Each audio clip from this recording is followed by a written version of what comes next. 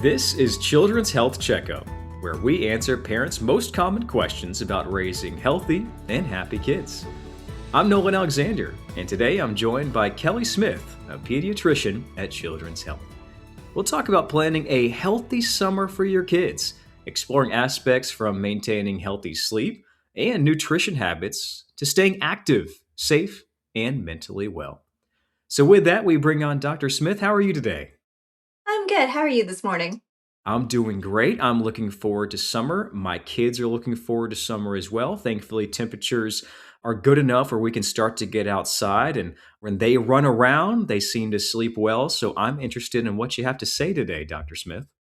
Well, I'm glad to be here this morning.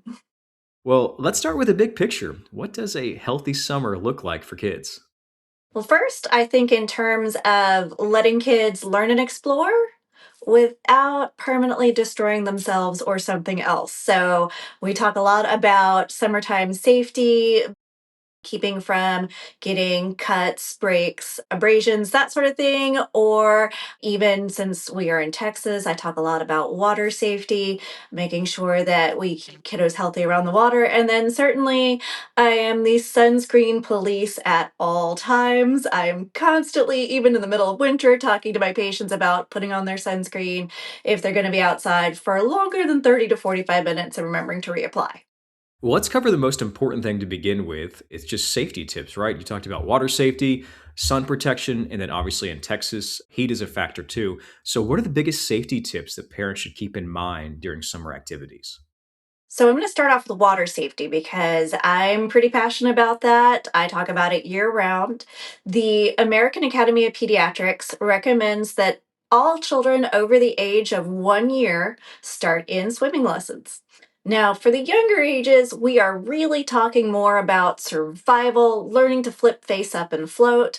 We can learn strokes later, become the next Katie Ledecky at another point in time, but for right now, I just want you purely learning to enjoy the water, but also not getting hurt. We also recommend that for the littles or for those who don't really have strong swimming skills, that they remain within parents' reach, if not parents' direct touch while they're in the water. And this goes for if you've got a lifeguarded pool, non lifeguarded pool.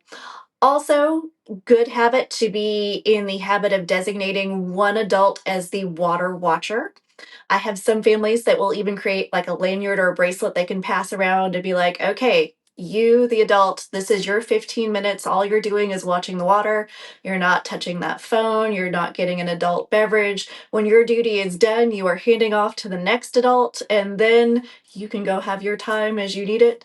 This also helps out with fatigue because sometimes when it's just mom and or dad that are the ones watching the water, they can get real tired. So this allows other family members who would be completely happy to take their turn. Oh, you need me to take my turn now, and I'm on duty. Perfect. I also like to point out that I am a giant fan of the splash pad because the littles can get wet, but the worst thing I have to worry about is maybe a scraped knee. So that may also be an option, especially if the adults in the family are not strong swimmers. Next topic. Let's talk. Sun and heat often go hand in hand in Texas. However, I do like to point out that even at 10 o'clock at night, we may still have temperatures in the upper 80s to, I remember one awful summer, it was still in the hundreds at 10. So you never know what you're getting with the Texas summer. This being said, there is something special about the direct heat of the sun down on top of you. So, one, we try to recommend that you may want to plan your activities when the sun is first rising or when the sun is setting, as things are often a bit cooler. Also, keep in mind that surfaces that kids are playing on can retain a lot of heat. So, I think people normally think about pavement, but depending what your playground equipment is made out of, that may also be something where you've got to really think, oh, is this too hot to be on? I know a lot of our baseball and softball bleachers are metal.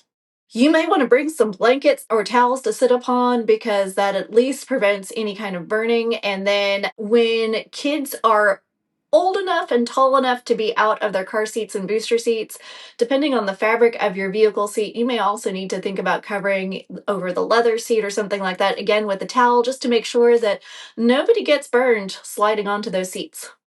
Well, in line with those safety tips, what are some easy ways to keep kids physically active during the summer months? Okay, so summer can be great in that you don't have to be up and out the door to school and to as many activities, but also not as great because people are not on a schedule, not on a routine, that sort of thing. So you may want to plan out, even if you're not planning on some sort of summer camp. Okay, we're going to this week where we've got things set up. We're going to plan that we go to the pool on Monday, Wednesday, and Thursday. But hey, next week we've got some family coming in. So maybe we're only doing our pool time Tuesday, Thursday, but kind of make some sort of scheduled time that you're planning to exercise because believe it or not, you are more likely to exercise if you've made it part of the schedule instead of just, oh, I'm going to do it 3 times this week. If your kids are not so much into swimming or a pool or splash pad is not really available to you, then maybe that means, okay, we're going to plan on riding our bikes, wearing our helmets or our scooters in the morning, like around 8:30 or so before it's gotten so hot, or as the sun is setting at night when it's getting a little cooler and we've got a little bit of shade to help us out. Summertime can also be a great time for some of the classic summer sports like softball and baseball if your kids are older. Certainly, if you've got much younger ones, they're not going to be so interested in that, but that might be a great time to plan that, okay, hey, it's the weekend. We might try to get out and do an early morning picnic or an evening picnic, especially if we get a summer where the weather is a little better. I like to say it's Texas. We never know what we're getting in the summer other than hot, hot, or hottest, but some summers we manage to get in a little bit of rain and it's not quite so brutal with the heat. So, Kelly, it seems like there's a balance here of having a routine, but also being flexible too to try to support activity, good sleep, and meals. Yes. One thing about being off for the summer, especially if we're talking the older school age kids, so I'm talking like the middles and the high schoolers, a lot of them will want to stay up as late as possible. But that also means they're getting up a whole lot later. So that may mean that if you've got someone who is supposed to have a school time bedtime of more like 9 to 10 o'clock at night, they may be staying up till like 1, 2 o'clock in the morning, which, okay, they are making up for that if they're sleeping later, but that can be a rough transition back to school. So you may want to have as kind of the summer routine, all right, we're going to stick to more like within an hour of our school bedtime except for a special occasion where maybe we're having a slumber party or friends over or something like that. As far as nutrition goes, okay, I talk about vegetables year round. People do need to be eating their green leafies. Good thing about summer is a lot more things are in season. But also with that, making sure that we are really taking the opportunity to get foods in that have a high water content because we are sweating more so that we're losing water and salt. So people usually think about replacing that, but you can replace that in things you are eating too. For my kids who are in the summer sports, I will remind them, hey, if you like say grapes or watermelon or some of the kind of high water content fruits, those are great to freeze and then consume when you are taking a break from being at bat or whatever it is you've been doing. And that way it can kind of help replace some of those fluids in a way that's not always some of those electrolyte replacement drinks, which they certainly have a place, but I do understand where sometimes families don't want as many artificial dyes and sugars. Fruit is a great way to get around that. I should be taking notes on all of this and just kind of build my own app for when something comes up. Okay, what's the tip from Kelley Smith when I'm in this situation? Well, I've got a lot of patients that are in all ranges. So when I am talking to my spring track kids, I'm reminding them, hey, yes, remember you can replace your fluids this way because I always think of track season as hot. Even when it moves into football season, again, those guys are getting pretty hot out there, and anything that we can do to help replace fluids is a great thing. Well, we focused so much of this conversation on the great joys of summer, and that's getting outside and the freedom of being a kid at times, right? Well, something else that we battle as parents these days, more so than perhaps when we were growing up, is screen time. And that's still a factor, right? Like, so, what tips do you have? How can families manage screen time when kids have more unstructured time being out of school while they're at home? Okay, so there's a few different approaches to that. And first of all, I will say to families, on the one hand, we do want to limit your screen time, but on the other hand, their best friends from school may not live in the neighborhood.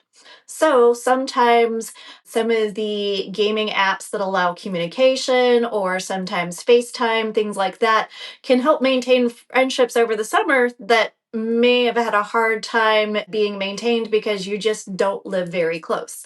So, one, I would look at, well, what screen time are we having? Are we interacting with some of our friends, or are we purely doing what my Gen Z colleagues like to call brain rot, just purely the scrolling where we're maybe not having as much quality information coming our way? So, one, what's the quality of the screen we've got here?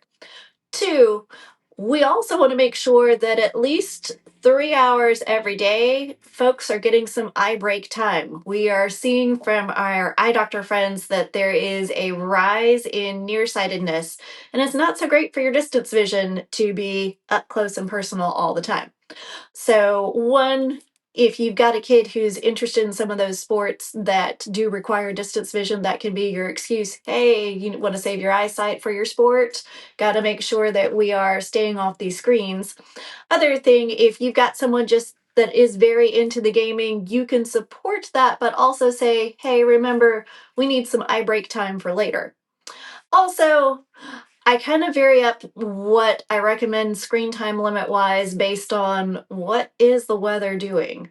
We are having a record breaking summer where it's been 102 to 106 to 10, 20 days in a row. Okay, so maybe from 2 to 5 in the afternoon when it's the hottest, that you can have screen time. Hey, we'd love it if you did something that maybe helped you learn a new skill or a new thing, but we're not going to be too heavy onto the you must get off the device in those hours. But when it's a little cooler, all right, let's take some break time. Kelley Smith, a pediatrician at Children's Health, joins us today talking about a healthy summer. And you provided us with a lot of great insight and tips as we try to build out and plan a healthy summer for our children. Just to wrap it up, is there anything else that you want to add to the topic today regarding tips for activity and then from a mental and emotional well being side for our children? Well, as far as the activity goes, one way to kind of help maintain friendships in the school age population is to plan out some play dates. And hey, you are more likely to exercise if you're meeting somebody. It doesn't have to be anything elaborate, just saying we're going to meet at this park at this time. If you are able to join us, hey, we'll be out playing for a little bit.